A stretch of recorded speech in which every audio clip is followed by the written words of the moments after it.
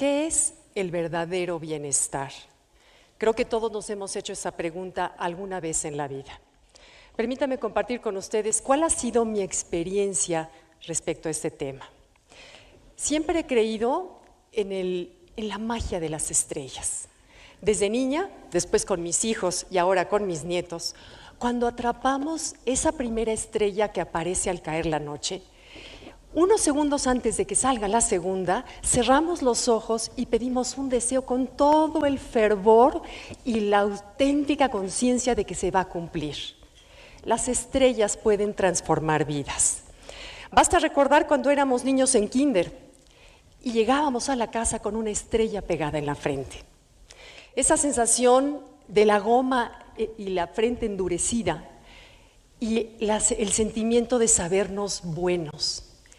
Es como si la belleza de las estrellas en el infinito, de pronto al ponértela en papel en la frente, hiciera resonancia con tu propia belleza. El otro día Valentina, mi nieta de 2 años, no se quería bañar. Esa tarde había llegado del kinder con una estrella en la frente y le decía a su mamá, mamá, es que se me va a caer. Y eso me recordó cuando yo también era niña y te quería que esa sensación de la estrella puesta en la frente durara para siempre. No duró para siempre, solo fue en el kinder. Porque una vez que entré a primaria, fui pésima en los estudios, pero bueno, de hecho, la última o penúltima de mi salón de clases. Fui pésima para los deportes. Bueno, fui pésima hasta para entregar esos mantelitos del Día de las Madres que había que hacer el 10 de mayo. Siempre era la última en entregar. Mi autoestima durante mi época de primaria fue muy, muy mala. Yo me sentía una niña inexistente, me sentía una niña transparente. Y lo que me acabó de dar la estocada fue cuando a final de quinto de primaria me entregan mi boleta de calificación y veo que está cruzado en rojo un letrero a lo largo de toda la boleta que decía reprobada. Sentí una enorme vergüenza de ser la única de mi salón que me quedaba. Además del enorme pavor que tenía yo de ir a enseñar esas calificaciones a mi casa. Esas dos cosas me hicieron esconder la boleta por unos días hasta que por supuesto llegó el domingo 9 de la noche y no me quedó otra más que dar la cara. Fui al despacho donde mi papá grababa su música y con el estómago encogido le puse la boleta sobre la mesa. Mi papá dejó de hacer lo que estaba haciendo, la vio, se quitó los lentes, se me quedó viendo y me dijo, ¿por qué, Gaby? Si tú puedes con esto y más. Además, quiero decirte que en la vida las calificaciones no importan. Lo que importa es que pongas todo tu corazón en todo lo que hagas. Y lo decía alguien que sin estudio alguno había logrado sacar adelante la familia y darnos una vida digna. Después me pidió que rodeara su escritorio. Me paró frente a él, me tomó de los brazos y me dijo, oye bien lo que te voy a decir y quiero que nunca se te olvide. Tú naciste con estrella. En ese momento me inundó un mar de confusiones porque, primero, el alivio de no sentirme regañada. 2, un profundo agradecimiento por ese voto de confianza que mi papá me daba. 3, me sentí con un peso en los hombros, en que yo decía, ya tengo suficientes problemas, ahora tengo una estrella, ¿cómo se maneja?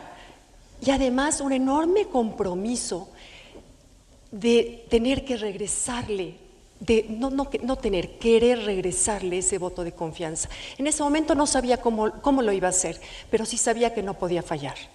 Y por último decía, si tengo una estrella, ¿dónde he estado? O sea, ¿dónde en mi vida he estado? Porque no ha aparecido. Nunca voy a olvidar ese primer día de mi segundo o quinto año de primaria, cuando parada en las filas para entrar a clases, yo parada en la fila de quinto y junto a mí todo mi salón de clases parado en la fila de sexto. Qué mal me sentí morir. Y en ese momento me acordé de la estrella de palabras que mi papá me había puesto hace mucho en la frente. Hace unos meses, había sido unas semanas en la frente. Y a partir de ahí empecé a nacer, empecé a crecer, empecé a sentirme segura de mí misma, empecé a tener mejores calificaciones, incluso empecé a ganar competencias de natación. Y cuando me di cuenta que yo obtenía esos logros, también obtenía la mirada y el reconocimiento y la aprobación de mi papá. Así que yo dije, este es el camino. Lograr cosas es el camino. Más tarde, pasa el tiempo, me caso a los 19 años, a los 25 años, tengo 3 hijos.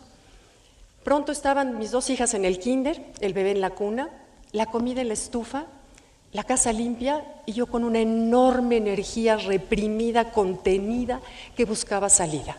Yo sabía que podía hacer algo más, pero ¿cómo canalizar esa energía si no tenía una carrera profesional?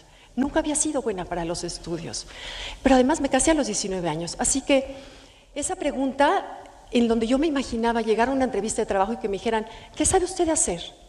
Pues nada. Sé hablar inglés, eso es todo lo que sé. Y esa pregunta me provocó un insomnio de 4 meses que en verdad no se lo deseo a nadie, porque con 3 hijos chiquitos y un marido en sus 30, verdaderamente era así como difícil de llevar. Y de pronto, por casualidad, y yo digo que la casualidad vino de allá arriba, encuentro cómo canalizar mi energía. A partir de ahí, me convierto en una voraz autodidacta. Empiezo a leer cuanto libro llega a mis manos, me inscribo en clases, cursos, seminarios, viajo a conseguir distintas conferencias. Era verdaderamente hambre por aprender. Y convierto mi carrera en una forma de lograr, de mostrar, de conseguir mi propio respeto, pero sobre todo para seguir abonando en esa cuenta de débito que yo tenía con mi papá. Y el éxito parecía ser la respuesta y la solución, así que me dediqué a conseguirlo. Durante todos mis 20s, mis 30s y parte de mis 40s estaba yo tan ocupada que no tenía tiempo ni de voltear a verme. El tener la agenda llena servía como un Valium para las emociones, además de que me hacía sentir importante y la adrenalina me hacía sentir viva. Y yo decía, valgo por lo que hago. Y por supuesto, me llevó esto a convertirme en trabajo adicta, adicción de la cual todavía estoy en proceso de recuperación.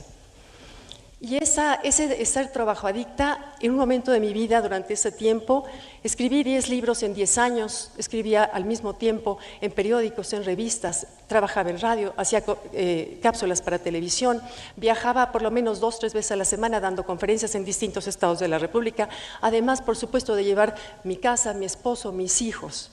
Y ese agotamiento que yo tenía, ese verdaderamente decir ya no puedo, yo lo veía como la forma de sentirme bien y de corresponder de alguna manera a esa estrella que mi papá algún día me había pronosticado. Yo decía, esto es lo que se debe de hacer. Qué equivocada estaba. La vida no se tardó en tomarme de los hombros y darme una fuerte sacudida. Ocurrió la muerte de 2 personas que yo pensé invencibles y inmortales. Primero, Pachela, una de mis mejores amigas, en sus 45 años, muere de un accidente. Una mujer que era perfecta en todo. Al poco tiempo, mi hermano Adrián, de 41 años, muere en otro accidente. Mi hermano menor, el hermano con el que todos más nos identificábamos, nos divertíamos, nos reíamos. Y de pronto esas 2 muertes me hicieron darme un frentazo en la pared, así. Y aprendí muchas cosas. Primero me di cuenta de lo definitiva y no negociable que es la muerte. Esos momentos de convivencia felices que yo creía que iban a ser para siempre, se habían ido. Eso verdaderamente decía, ¿cómo? No está. ¡Pum! Se fue. Número 2, me di cuenta también al ver la cantidad de gente que fue a las misas, a los funerales de los 2, de Pachela y de Adrián, pero de verdad miles, quienes están aquí y estuvieron en ese momento podrán corroborarlo. Cantidad de gente que estaba verdaderamente conmocionada y conmovida por la partida de los 2.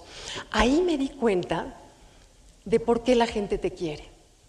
La gente te quiere no por lo que hagas, por lo que tengas, por lo que logres, por el puesto que tienes, la importancia que tengas o la cuenta bancaria que tengas. La gente te quiere por cómo la haces sentir. Y yo me preguntaba, ¿cómo he hecho sentir a la gente? Y ante eso, también el éxito de pronto cobró un enorme signo de interrogación. Frente a la muerte, ¿de qué sirve esto? ¿de qué sirve este afán de construir una fachada? ¿De qué sirve? Qué cierto es aquella frase que dice que hay que repartir invitaciones a nuestro funeral.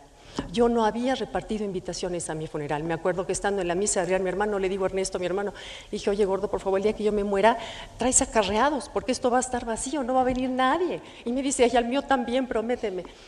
Pero en verdad sí fue como de pronto, yo había descuidado mis amigas, había descuidado tiempo con mi familia, había descuidado tiempo con mi esposo, con mis hijos, en aras del éxito. Ya es hora de qué servía. Y por último me enfrenté también con algo que ha sido, yo creo que un punto de aprendizaje importante en mi vida. Me enfrenté que el dolor te lleva al sótano 3 de la oscuridad, en donde más solo y oscuro está, encuentras que hay una puerta de luz. Una puerta de luz que en el momento de abrirla encontraba una inexplicable paz y una inexplicable serenidad. Y me había dado cuenta que esa puerta nunca la hubiera encontrado allá arriba. Y ahí me di cuenta que era la primera vez que me visitaba. Y en ese momento dije, bueno, me acordé de esa metáfora que me pareció alguna vez que la leí perfecta, que es el Buda de Tailandia. Hace 50 años, un grupo de monjes budistas en Tailandia deciden mover un Buda de terracota porque estaba albergado dentro de un templo de 800 años de antigüedad que amenazaba con derruirse y destruir su Buda. Así que deciden meterle unas cuñas al Buda para trasladarlo. En el momento de hacerlo, se dieron cuenta que se agrietaba este Buda de terracota. Entonces lo dejaron para que los expertos al día siguiente les asesoraran cómo hacerlo bien. Pero uno de los monjes, movido por la curiosidad, tomó una linterna y a medianoche bajó a inspeccionar las grietas y se dio cuenta que un gran brillo cegador le daba de regreso al alumbrarlo. Entonces decidió tomar cincel y martillo, empezó a hacer el agujero un poco más grande y se dio cuenta que ante sí tenía uno de los tesoros más grandes nunca antes visto, un Buda de casi 2 metros completamente de oro macizo. Cuando vi esa metáfora dije, es que pasaron 800 años en que nadie, ¿cuántas generaciones? Nadie se había dado cuenta que dentro de ese Buda de terracota había un tesoro de oro macizo. ¿Y cuántas veces, señores, nos puede pasar lo mismo? Nacer, vivir y morir sin darnos cuenta que tenemos ese tesoro por dentro. Cuando pienso en los niños de hoy, cuando pienso en esos adultos, esa vida de adultos que tenemos hoy, en esa persecución de lo efímero, y cuando veo las estadísticas de la OMS donde nos dice que 121 millones de personas viven hoy con depresión, que más de 1 millón de personas se suicidan en el mundo, pienso que a lo mejor que quizá esas personas nunca tuvieron de niños alguien que los viera a los ojos, les pusiera una estrella en la frente y les dijera, creo en ti. Porque cuando eso sucede, en realidad la estrella empieza a hacer su magia. Cuando tú a un niño lo ves a los ojos y le dices, creo en ti, empieza a suceder y a transformarse y a tomar en sentido la palabra namaste, esa palabra que tantas veces he dicho al término de mi yoga sin antes saber cuál era su sentido. El sentido de la palabra namaste es, honro ese lugar en ti donde reside el universo. Honro ese lugar de luz, de paz y serenidad. Y cuando tú estás en ese lugar en ti y yo estoy en ese lugar en mí, juntos somos uno. Ahí es en donde está, en ese lugar es en donde está el verdadero bienestar. Y ese alguien que los niños del día de hoy esperan, tienen la esperanza de que le pongan esa estrella en la frente, ese alguien somos tú y yo. Si nosotros, cada uno de los adultos en este mundo el día de hoy, pusiéramos una estrella en un niño, les aseguro que las estadísticas en el futuro serían completamente diferentes. Te invito a preguntarte, ¿a quién le voy a poner una estrella? Para que la magia comience. Yo por lo pronto me llevo el compromiso, adquiero el compromiso de ponerle una estrella en la frente a Valentina, mi nieta, que la acompañe por siempre, con la que se pueda bañar cuantas veces quiera, sin temor a perderla. Y les pregunto, ¿tú Cada uno, tú, ¿a quién se la vas a poner? Muchas gracias. Gracias, Gaby.